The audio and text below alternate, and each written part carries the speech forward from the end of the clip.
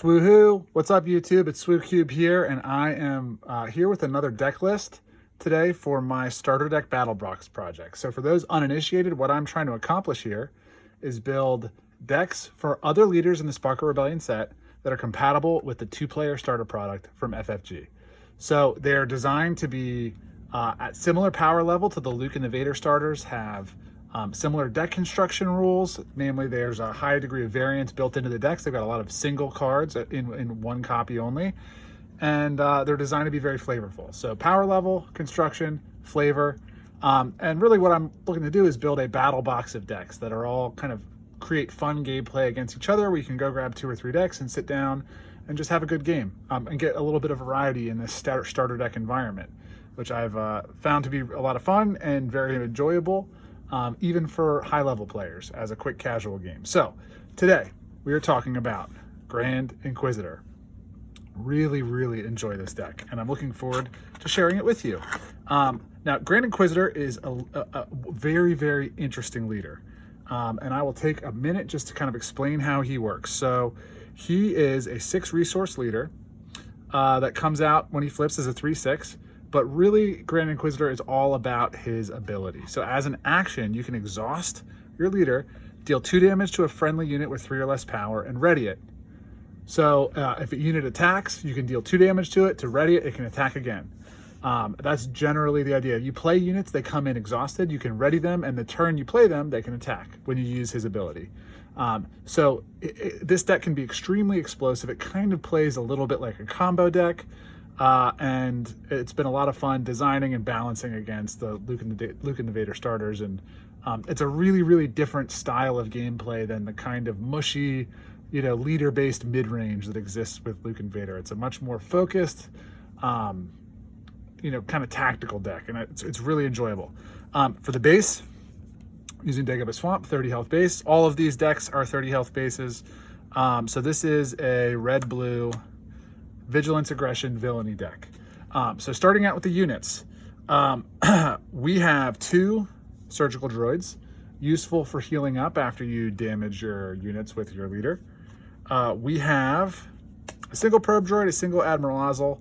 Ozzel is kind of another way to get maybe an extra attack out of a unit. We have 3 copies of First Legion Snowtrooper, and also 3 copies of Scout Bike Pursuer. Now, Scout Bite Pursuer in particular is an amazing card with this deck because it has grit. So it comes into play as a 1/4. You can use Grand Inquisitor's ability to exhaust, deal damage to it, which then readies the Scout Bike Pursuer, which will have 2 damage on it. And so it will be a 3/2 for 2 that comes in ready, which is a pretty good aggressive stat line for a unit. But it's great that you can ready this unit right away, and it still has a decent amount of health and good power, and this is one of the key pieces of the deck, which is why there's 3 of them. First Legion Snowtrooper, has 3 health and less than 3 power, so it can also be readied. But this is, the Scout Bike Pursuer is kind of like the peanut butter and jelly with the Grand Inquisitor. Anyway, moving on. Speaking of peanut butter and jelly, 3 copies of Fifth Brother.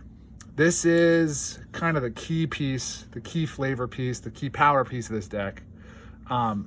Fifth Brother is an absolutely awesome unit to ready with Grand Inquisitor. And the way all the math works is that the turn that you play this, you can deal damage to it, ready it, and it'll have 2 damage on it. It will attack for 4, but the attack ability lets you deal 1 more damage to it and 1 damage to an opposing unit.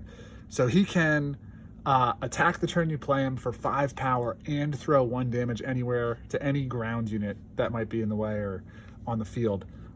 Very, very, very, very powerful.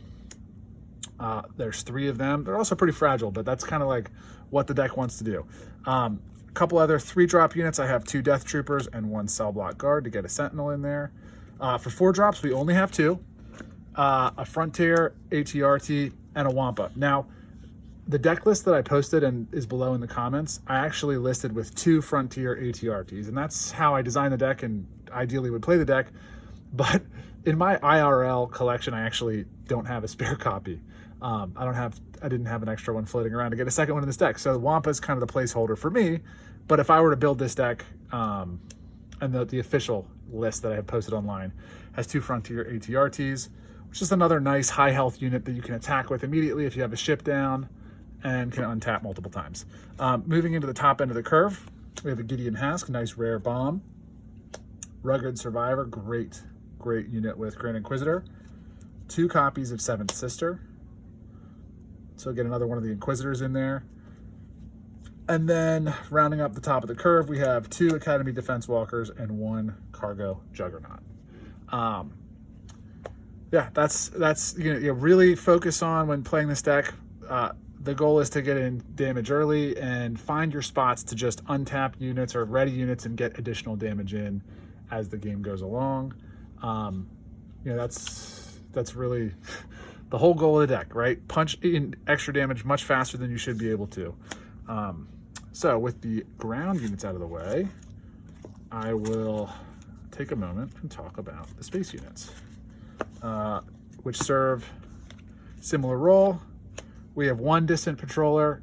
Notably, this is kind of a shield on command because Grand Inquisitor can damage it as an action. So throw it down early, get some damage in, and when it ceases to be useful, stick a shield on one of your other units. I really enjoy that card in this deck. 3 Inferno 4s, 1 copy of Imperial Interceptor, 2 System Patrol Crafts, and at the top, 2 Ruthless Raiders. These Ruthless Raiders are very, very strong. Probably the strongest cards in the deck on pure power. And yeah, so a total of 9 spaceships in the deck. For the event package, 3 Open Fires, 2 Force Chokes,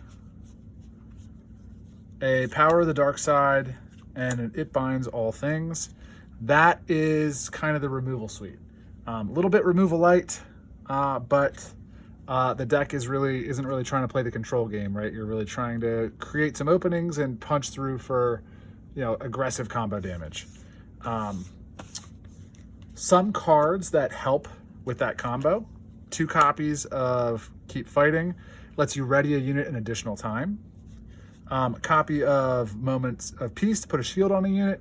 Can also, if you have a unit that has low health but you'd like to use the Grand Inquisitor's ability to ready it, you can drop a shield and ready it again.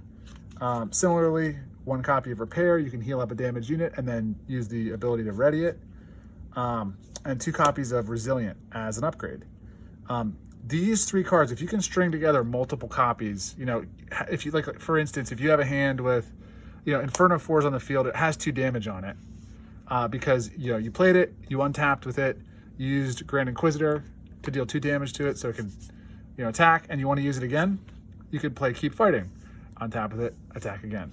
The next turn, you could play Resilient on it, give it more health, deal 2 more damage to it, and get 2 attacks that turn. And that's kind of the way the deck is designed to focus. It's a very, very combo gameplay feel. And just a couple more kind of one-off cards. A copy of Precision Fire, giving a unit Saboteur for an attack. Very, very good.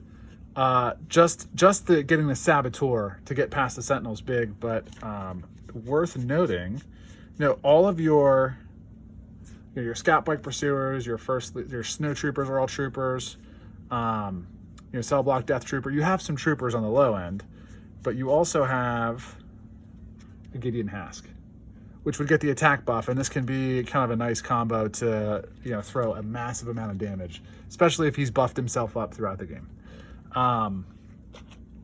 Final 2 cards in the deck, and we'll call it a day, are 1 lone copy of Confiscate, just to deal with pesky upgrades. If facing the Chirrut deck, this card really is quite useful.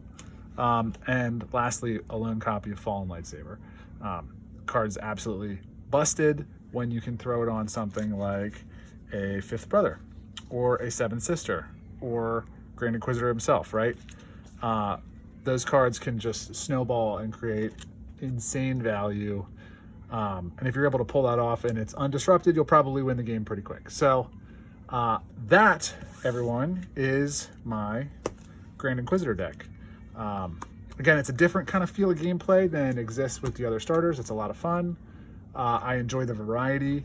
in the battle box, and yeah, it's cool, like playing it against the Boba deck or the Hera deck or the Thrawn deck. It's very different, and creates different challenges. And anyway, I'm rambling at this point, so thank you all for paying attention. If any of you have watched this far, that's great. Please like, subscribe, let me know what you think in the comments. If you build this deck and play with it, I would love to hear about your experience, because that may affect my own balance tweaks as well. Gameplay data is super invaluable to my process. So thanks again for watching. Swoop Cube out.